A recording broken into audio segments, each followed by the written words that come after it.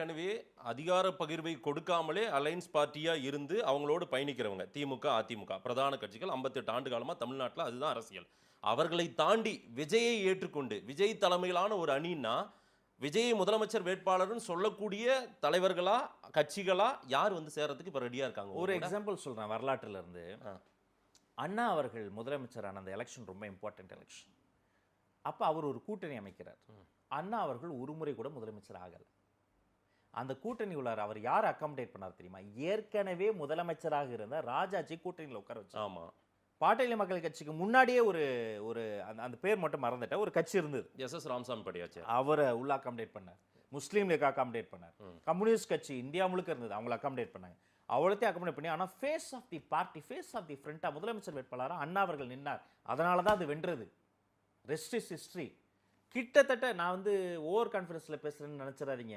காலம் அப்படிதான் கணிஞ்சிருக்கு. இதுதான் ஃபேக்ட். இதை உணர்ந்தவங்க, இதை அறிந்தவங்க, இதை புரிந்தவங்க தானா டிசம்பர்ல பார்க்க போறீங்க என்ன நடக்க போகுது.